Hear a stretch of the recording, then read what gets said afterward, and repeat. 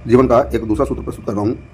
विषय यह है कि हम देखते हैं कि सभी लोगों से हमारा संबंध अच्छा व सरलता के साथ नहीं रह पाता है। तो सभी लोगों से समानता व सरलता से अच्छा संबंध क्यों नहीं रह पाता है?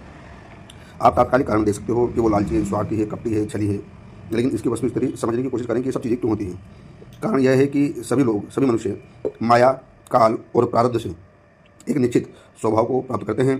तो जिसका जैसा स्वभाव होता है, उनकी संगति उन्हीं लोगों के साथ बैठती है जो उनके स्वभाव मान्यता के अनुरूप होते हैं। जैसे सज्जन को सज्जन व साधु प्रिय होता है, दुष्ट की संगति दुष्ट से ही होती है, स्वार्थी की संगति उसी से होती है जो उसके स्वार्थ की पूर्ति कर दे।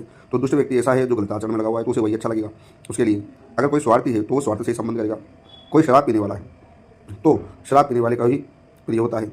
अगर कोई ज्ञानी व्यक्ति है तो ज्ञानी की संगति ज्ञान विज्ञान से संबंध से होती है, क्योंकि उसे ज्ञान चाहिए होता है। भक्त को भक्त प्रिय होते हैं, मांसाहारी को मांसाहारी ही प्रिय होता है।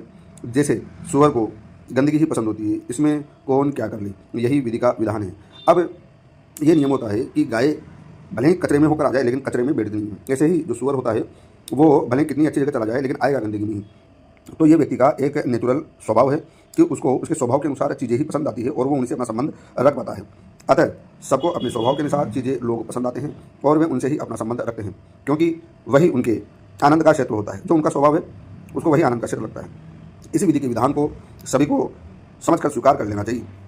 दुष्ट के समक्ष धर्म की बातें अप्रासंगिक हो जाती है, किंतु सज्जन के समक्ष धर्म प्रासंगिक हो जाता है। ऐसे ही अधर्म की बातें सज्जन के लिए अप्रासंगिक होती है, किंतु दुष्ट के समक्ष अधर्म और पापाचरण की बातों में आनंद का अनुभव होता है। तो यहाँ जो चीज़ें मूल रूप से निर्भर करती है वो व्यक्ति के माया, काल और प्रारब्ध से प्राप्त हुए उसके स्वभाव के अनुसार उसे चीज़ें पसंद आती हैं। तो यहाँ विशेष बात यह है कि अगर कोई व्यक्ति सज्जन भी दिखाई दे, सज्जनता की बातें करे, किंतु उसका मैक्सिमम जो संबंध है वो गलत लोगों के साथ हो, तो ये समझ जाना चाहिए कि वह वास्तव में सज्जन नहीं है। कई बार माया, काल, प्रारब्ध से सज्जन को भी दुष्ट के साथ थोड़ा बहुत संबंध रखना पड़ता है, पर वो साधारण रूप से सज्जनों की संगति में ही उड़ता बैठता है या एकांत में निवास करता है। तो ये समझ जाना चाहिए कि वह सज्जन है, उसे किस प्रकार की बातें पसंद है।